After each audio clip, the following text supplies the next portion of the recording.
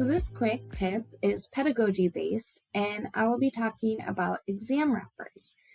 I'm contexting them as exam wrappers, but they're also useful for any kind of assignment in which you want students to actively engage with the feedback and reflect on their learning and how they want to make changes going forward.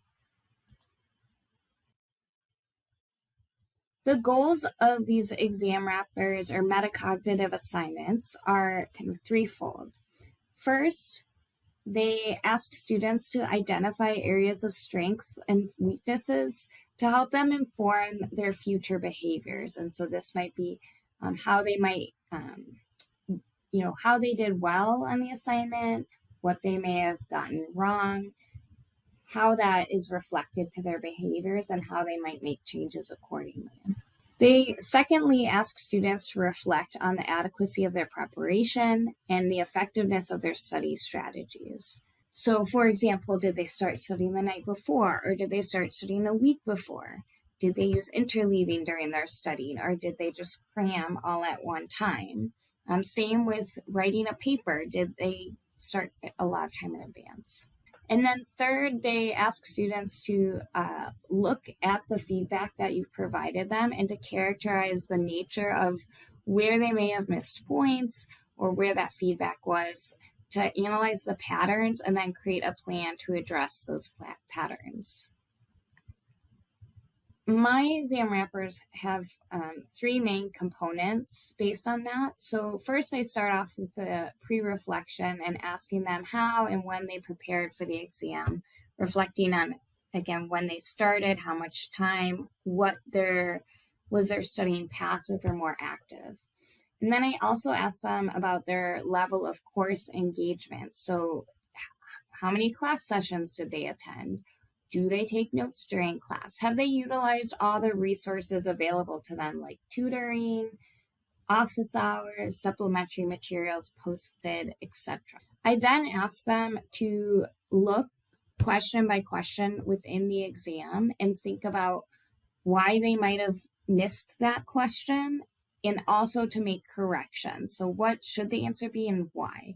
And in terms of why they may have missed that question, was it a simple mistake? Did they misread the directions? Were they not sure where to start? Did they just have a fundamental misunderstanding of the concept? And then section 3 kind of serves to tie them all together. So I kind of ask them to kind of take some accountability, incorporating their section 1 reflection and the activities that they did or didn't do, and thinking about why they may have missed questions or done well within the assignment.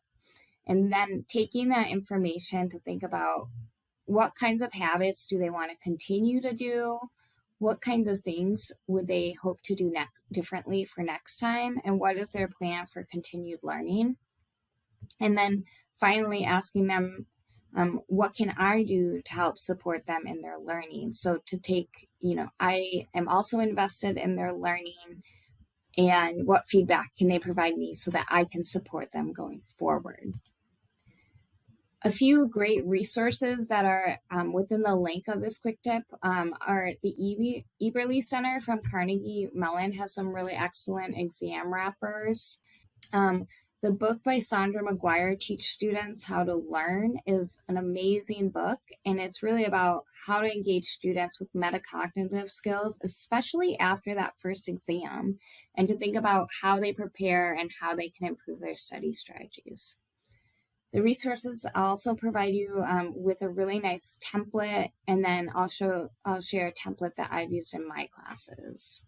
Okay, so if I were to share this here, so this is the Eberly Center resources, some different exam wrappers, primarily in STEM courses. I've included a link to Sandra McGuire's book. Again, a really incredible book. I really recommend it. This resource has a really nice template that you can download. It's really visually pleasing and really simplistic, and you can download that template for your course. And then finally, I've included a link to an exam wrapper that I've used in my courses.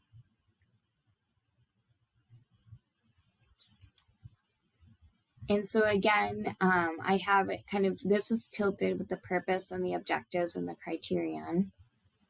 And I ask them some preparation questions and give them some options to hone in on that. I have them do an analysis, and again, I give them some options of why they feel like they lost points on that. And then some post-reflection questions. I would recommend you consider trying this out in your class to get students to more actively engage in their feedback for an assignment or an exam, and prompt better learning.